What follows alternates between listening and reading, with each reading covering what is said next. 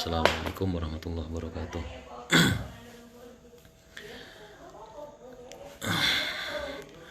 Kita lanjut bahas masalah Fatihah.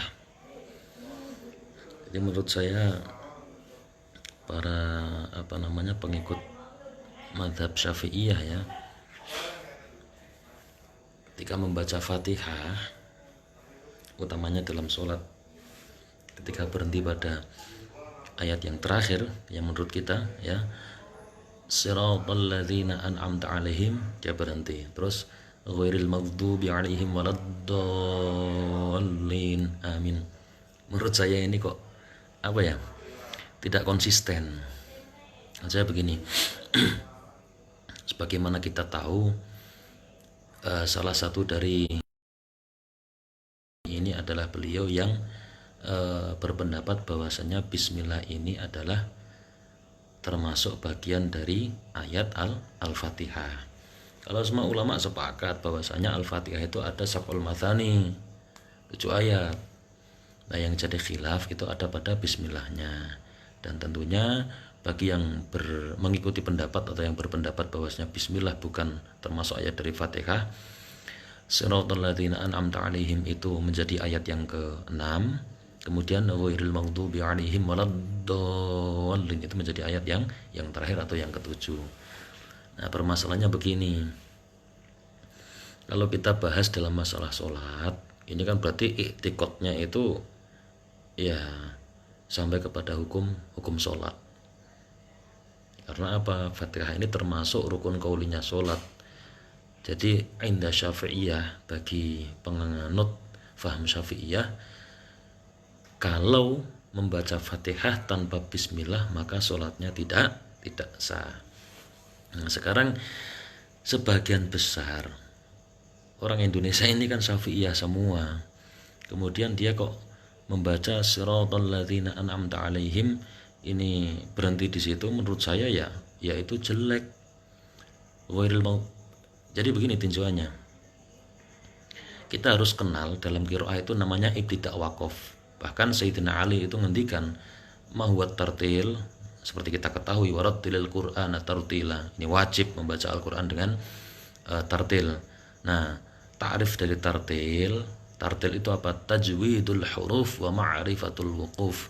Mentajwidkan huruf dan mengetahui perihal ibtida' waqaf. Nah, mentajwidkan huruf itu ya memberikan hak-haknya huruf. Nah, jadi itulah divisi dari tartil. Nah, sayangnya siratal ladzina an'amta alaihim kok berhenti di situ, itu kurang tepat atau kurang bagus dalam ilmu ibtida' waqaf. Nah, jadi begini, karena ghairil maghdubi alaihim itu secara tarkib itu masih jadi oke lah, mau badal atau yang pakai itu menjadi na'at, oke aja. Tapi kalau dalam masalah ilmu waqaf ini jelas menjadi jelek ketika berhenti di situ. Nah, lain halnya ketika kita itu adalah pengikut pendapat yang bismillah itu bukan bagian dari Fatihah, maka siratal ladzina an'amta alaihim itu adalah ayat yang ke-6. Nah, kalau itu menjadi ayat yang ke-6 ini mutlak nggak apa-apa, sunnah malah. Ya, jadi ada kan hadis dari Ummu Salamah itu, Kanjeng Nabi itu kalau membaca Al-Qur'an ya qatta'a qira'atahu, beliau menggambarkan Bismillahirrahmanirrahim, berhenti. Alhamdulillahirabbil alamin, berhenti. Ar-Rahmanirrahim, berhenti pada setiap ayat. Jadi meskipun secara maknawiyahnya itu sebenarnya masih belum cukup untuk wakaf, maka itu gugur menjadi bagus ketika statusnya menjadi akhir ayat. Nah, sekarang kita ini i'tiqadnya kan bismillah termasuk bagian dari Fatihah. Lah kok berhenti di situ, kan nggak konsisten namanya. Bahkan ini salah satu ulama Syafi'iyah yang mengarang kitab Manarul Huda fi Bayanil Waqfi wal Ibtida'. Nah, ini contoh ini. Baca kemarin saya sempat tulis di Facebook. Kalau Al-Istikharah itu sama nawaitul i'tikafa itu membaca begitu salah. Yang benar nawaitul i'tikafa, ya, fi bayanil waqfi walib tidak. Jadi sama sekali bukan itu nakal, bukan. Ya memang kaidahnya seperti itu. Hamzah wasol itu bisa hidup pada saat dibuat permulaan bacaan atau pas saat ibtidak saja. Kalau dalam wasol ya nggak bisa seperti itu. Jadi kalau niat itikaf ya nawaitu li'tikafa sunnata lillahi ta'ala. Sama dengan niat istikharah, usolli sunnata listikharati. Nah seperti itu contohnya. Nah ini dawuhnya siapa namanya, mu'alifnya Manarul Huda fi bayanil waqf wal ibtida. Ini beliau bilang begini. Jadi ketika apa namanya wakaf pada alaihim, ini beliau komentarnya ya, ini hanya jaza hukumnya, wenang, boleh. Alasannya apa? Ala wajhit tasamuh, ya, dengan karena sebab atas tasamuh. Tahu tasamuh? Tasamuh itu menghargai, toleransi. Sekarang permasalahannya gini, kalau di lingkungan kita ini, kalau kita mau bertoleransi, memang ada orang lain di sekitar kita, oke lah di kampung-kampung itu yang bermadhab beda sama kita, kan nggak ada, ya ngapain dipakai kan begitu. Artinya yang bagus seperti ini, siratal ladzina an'amta 'alaihim ghairil maghdubi 'alaihim. Berhenti di sini kalau tidak kuat. Diulang lagi, ghairil maghdubi 'alaihim waladdallin. Seperti itu. Tapi yang paling bagus ya tetap kalau satu ayat itu apa namanya kuat sampai akhir ayat ya langsung saja, nggak usah berhenti di situ. Wakaf ibtidak ini kan minongko atau menjadi penolong bagi para qori, karena kan nggak mungkin ya kalau bicara Al-Quran ini kan yang namanya tam maknanya kamil itu ya satu surat dari awal sampai akhir.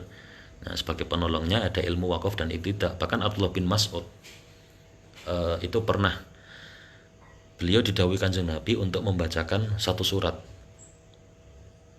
Waktu itu beliau berhenti pada satu apa namanya satu kalimat. Kanjeng Nabi menghentikan, ini berhentinya di sini, kamu mulai lagi dari sini dan lain sebagainya. Jadi para salafun soleh dulu, para sahabat itu mereka mengajarkan ilmu ibtidak wakaf itu sebagaimana beliau mengajarkan Al-Quran. Saking sedemikian pentingnya. Bahkan ada yang lebih ekstrim nih. Kalau kita bilang apa namanya yakhluqullahu ma yasha'u wa yakhtar. Nah ini ulama ngendikan bahwasanya ketika kita wakaf di wa yakhtar itu menunjukkan apa namanya, itulah bagaimana faham Ahlussunnah wal Jamaah. Karena wa yakhtarnya ya memilih itu bagaimana orang nanti seperti apa nasibnya dan lain sebagainya itu ada di Allah semua. Bukan ada apa namanya, bukan ada di kita. Jadi membedakan antara Mu'tazilah dan Ahlussunnah wal Jamaah. Itu melenceng jauh lah dari apa yang saya bahas. Kita kembali kepada Al-Fatihah. Jadi menurut saya seperti itu. Apa namanya? Masalah apa namanya? Wakaf ketika di posisi itu ya, ketika kita menjadi pengen konsisten ya, memegang mazhabnya Imam Syafi'i ya seperti itu caranya. Wong kalau berhenti di siratal ladzina an'amta 'alaihim ini nggak bagus, bisa ditinjau di kitab manapun itu. Ini alasannya alasannya unik loh, ala wajib tasamuh. Jadi di hukumnya statusnya jaiz ketika berhenti di situ ala wajib tasamuh. Ini yang bilang orang Syafi'iyah ini. Mu'alifnya Manarul Huda fil waqfi wal ibtida ini orang Syafi'iyah.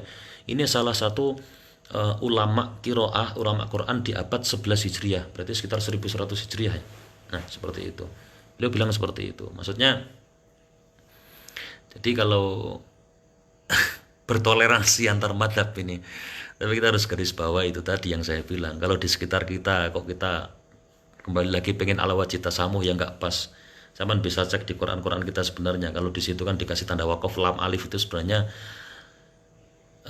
bermakna tidak boleh wakaf di situ. Tapi justru malah tergaduhkan tanda wakaf ya berhenti, ada tanda wakaf berhenti. Padahal itu kurang tepat.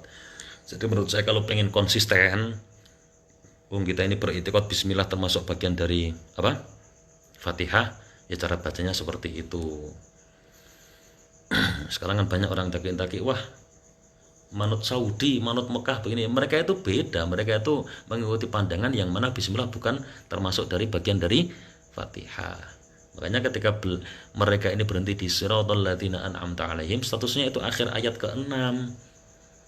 Statusnya akhir ayat ke-6, hukumnya sunnah kalau itu. Kanjeng Nabi itu kalau membaca berhenti setiap akhir ayat. Nah, kira-kira seperti itu. Tahu juga panjenengan bisa simak lah. Bisa simak nanti dibuka mushafnya Al-Qur'annya. Pasti bismillah itu belakangnya ada bundaran tulisan 1, dihitung ayat yang ke-1. Ini tidak jadi masalah perbedaan khilaf ini. Mau pakai yang apa? Fatihah tanpa bismillah atau bismillahnya hanya sekedar sir seperti Imam Haromen Masjidil Haram itu ya nggak apa-apa. Tapi kalau pengen konsisten sebaiknya seperti itu. Sekali lagi ini menurut pandangan saya. Karena Syafi'iyah ini bertekad bismillah termasuk bagian dari Al-Fatihah. Jadi kira-kira seperti itu contohnya. Insya Allah besok jam 1 siang lah, kalau nggak ada halangan saya akan meneruskan live nanti, membaca kaidah bacaan Imam Nafi' biriwayati Warosh, riwayatnya Warosh. Wah ini paling susah itu riwayat Warosh itu, karena khilafnya banyak sekali, maksudnya perbedaan bacaannya banyak sekali, mulai imalah, taklil semua ada, naklul harokat, kemudian ro tidak dikasroh dibaca tarkik, wabila khirati, seperti itu. Keren pokoknya kalau ini. Nah, insyaallah besok lah, insyaallah kalau nggak ada halangan jam 1 siang saya akan live, saya bacakan kaidah-kaidahnya, wajhul qiraah Imam Nafi' bi riwayati Waras. Sekian dari saya, Allahul muwaffiq ila aqwamit thoriq. Assalamualaikum warahmatullahi wabarakatuh.